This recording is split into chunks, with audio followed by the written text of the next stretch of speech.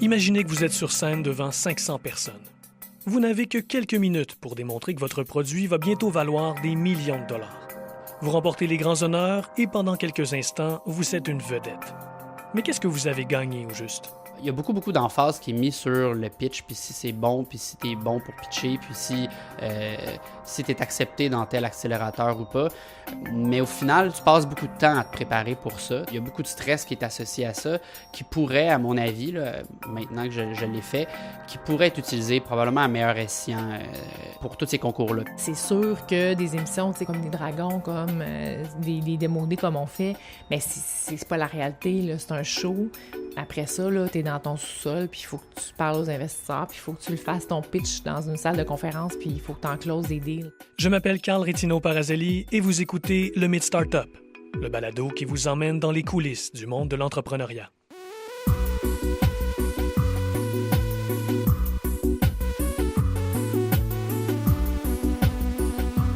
Depuis le début de la série, vous avez pu comprendre à quel point Simon Bédard a dû travailler fort pour bâtir sa plateforme qui s'adresse aux patients qui cherchent un professionnel de la santé. Après avoir trouvé son nom, son idée et son équipe, il a dû se faire connaître. Dans l'épisode d'aujourd'hui, gros plan sur les fameux concours de pitch. Ces compétitions très courues, grâce auxquelles les entrepreneurs peuvent atteindre le sommet et tomber de haut.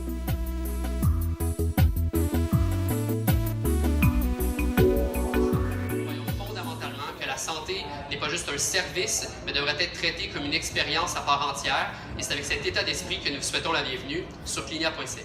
Merci. Simon a souvent tenté sa chance lors des concours de pitch organisés aux quatre coins du Québec. Parfois il a gagné, d'autres fois non, mais aujourd'hui, il n'est pas vraiment certain que le jeu en vaut la chandelle. Parmi les nombreux concours auxquels il a participé, une expérience en particulier lui a laissé un goût amer. C'était il y a quelques années, lors d'un événement organisé à Montréal. Pour participer, il fallait déposer ton plan d'affaires, déposer des preuves que tu as des clients actuels, donc des preuves de contrat, des preuves de concept, etc. Donc, il y a quand même beaucoup de documents à remettre. Puis, le prix, c'est de gagner 2000 $. Fait que, quand tu es une start-up, au début, 2000 $, c'est beaucoup d'argent. Tu peux faire plein de trucs. Mais donc, on a décidé de s'impliquer, de déposer notre candidature. On a été sélectionnés pour faire le pitch devant le jury final. Je me présente là un matin dans un bâtiment au centre-ville de Montréal. Il y a 4 juges plus une personne qui est là pour faire l'intermédiaire là, entre les différents jurys puis les applicants. On a 10 minutes pour faire un pitch. On mentionne, vu que je suis le premier le matin, qu'une des juges qui ne sera pas là à temps, mais qu'elle va arriver en plein milieu, puis c'est correct. Donc, je me dis, bon, elle est en retard, trafic, etc. Je commence mon pitch. Elle arrive effectivement après 5 minutes. Arrive le temps des questions. Finalement, lorsque ça arrive à son tour, elle décide qu'elle ne posera pas de questions, qu'elle doit s'exclure de la période de questions. Simon ne comprend pas pourquoi la juge s'est retirée, mais il essaie de ne pas trop s'en faire. Il termine sa présentation et répond aux questions qu'on lui pose. Et avant de quitter la salle, il prend la peine de serrer la main de chacun des juges. Quand ça arrive à elle, je me lance puis je lui demande est-ce qu'il y a une raison pour laquelle vous ne pouviez pas vous impliquer lors de la période de questions. Puis elle me dit ah oui, je suis investisseur dans une compagnie qui est compétitrice à la vôtre actuellement. Sur le coup, je me dis crime, c'est bizarre, c'est dommage, c'est bizarre, qu'est-ce qu'elle fait là, tout ça. Fait que je sors de la salle. Premier réflexe, ça a été d'appeler mes avocats en leur expliquant la situation. Leur premier réflexe, ça a été de dire il y a vraiment un problème dans cette situation-là. Donc, j'ai appelé les membres organisateurs de ce concours-là. On m'a fait savoir que c'était une erreur, que ça n'aurait pas dû arriver, etc. Mais l'erreur était comme trop loin parce que la juge avait déjà eu accès à beaucoup d'informations qui étaient pertinentes pour elle de donner à son équipe dans laquelle elle investissait. Donc, ce qu'on a fait dans l'après-midi, c'est qu'on était à la cour, on a envoyé une mise en demeure à la dame. On a envoyé, je ne me rappelle pas des documents qu'on a fait parvenir, mais en gros, je me suis retrouvé à la cour le lendemain pour aller faire une déposition pour expliquer qu'est-ce qu'il en était de ma situation. Puis, une semaine plus tard, on avait un affidavit de la dame qui s'excusait puis qui s'expliquait sur la situation. Puis finalement, on a obtenu un avis de la Cour pour qu'elle n'utilise pas ces documents-là. En gros, il y a eu beaucoup de stress pour ce concours-là, dans le but d'aller chercher 2000 $. Et finalement, ça nous en a coûté 3000 $ d'avocat pour aller obtenir une mise en demeure, un affidavit, une présence en cours, etc., etc. puis juste une mauvaise expérience globalement de cette expérience de pitch-là. Bon, j'ai été probablement encore une fois malchanceux, il n'y avait aucune façon pour moi de connaître ou de savoir en amont qui était présent ou pas, mais le truc, c'est que pour aller chercher 2000, on était prêt à tout donner, notre plan d'affaires, toute notre documentation, alors que finalement, ça a coûté plus cher en sortir de ça. Puis c'est assez désagréable comme expérience là, au final. Même s'il a vécu une expérience plus difficile, Simon reconnaît que les concours de pitch peuvent être utiles. Chose certaine, l'exercice est exigeant. La plupart des pitchs, tu te prépares d'avance, puis tu essaies tu as 2 minutes peut-être, ou des fois 3 minutes pour expliquer ton concept, puis de motiver les juges ou de motiver la foule à voter pour toi, si on veut. Et t'as bien beau te préparer puis de dire, t'as tellement de choses à dire en tant qu'entrepreneur, tu dis, on peut faire ci, ça. Donc, la plus grande difficulté, c'est de circonscrire le message en 2 minutes sans avoir l'air de vouloir vraiment tout régurgiter un texte appris, mais non plus, on n'est pas tous des Barack Obama qui est capable de pouvoir animer une foule. On n'est pas des humoristes nécessairement, donc ce qui est le plus difficile, en tout cas pour moi, ce qui a été le plus difficile, c'est de trouver le bon ton, le bon débit, le bon discours. Puis, une des problématiques aussi, c'est que le projet avance tellement rapidement, l'entreprise avance tellement rapidement que le discours change aussi très rapidement. Puis des fois, tu es en train de préparer ton pitch une semaine et demie d'avance. Puis 3-4 jours avant, parce que tu sais qu'il va y avoir telle personne à tel événement, tu veux pas dire telle affaire, tu veux pouvoir le dire de telle autre façon, l'histoire a changé. Fait que tu te ramasses au final que la veille, tu es encore en train de refaire ton texte, tu l'apprends, puis quand tu arrives sur scène, moi ça m'arrive dans mon cas, souvent j'oublie tout, puis j'y vais juste comme je pense ou comme ça vient. Puis globalement, je pense que ça ressort bien parce qu'on a gagné certains concours, mais il y a une difficulté à ça qui est de pouvoir vraiment bien interpréter ou bien présenter ton entreprise, mais c'est comme une date avec 500 personnes ou une date avec 200 personnes où est-ce que tu as 2 minutes pour expliquer qui tu es puis pourquoi ils devraient te choisir pour continuer dans le processus, là. Puis c'est quand même stressant. Le directeur du Santec, Richard Chénier, est catégorique. On surestime, selon lui, l'importance des pitchs dans l'écosystème québécois des entreprises en démarrage. Être bon en pitch, là, puis de gagner un concours, ça fait pas une business.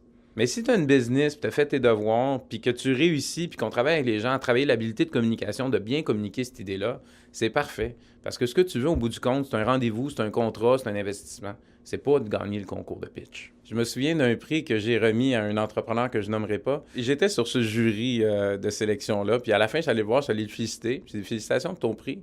Je dis « Mais là, j'espère que tu vas arrêter de gagner des prix puis tu vas commencer à faire ta business. » Parce qu'il gagne tous les concours. T'sais. Son pitch est bon, puis l'idée est bonne, puis le projet est bon.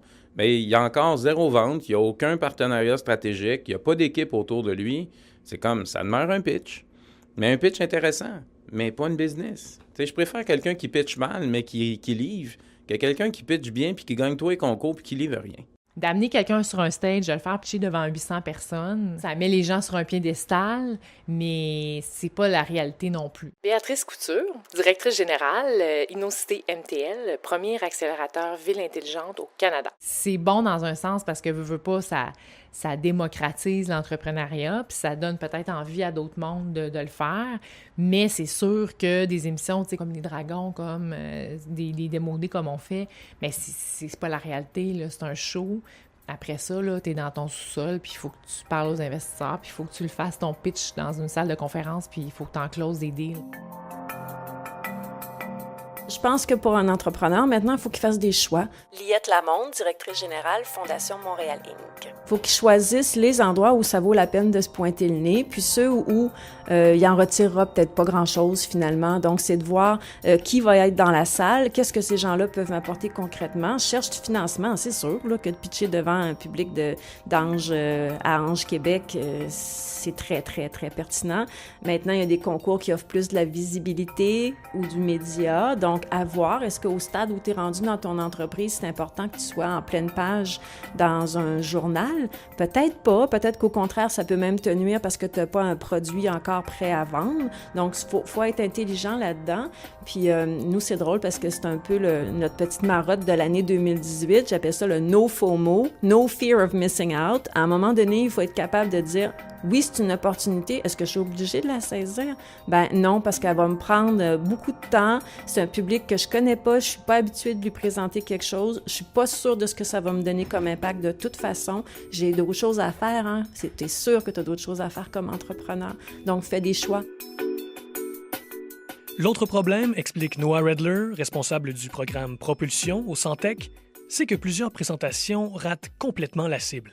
C'est inutile d'avoir quelqu'un scientifique qui dit « Ah, mon application, mon hardware, ça fonctionne comme ci, voici toute la fonctionnalité. » On s'en fout. Qu'est-ce que ça va faire pour moi? Parce qu'une pitch, c'est fait pour un investisseur, pour créer une économie, pour monter mon entreprise.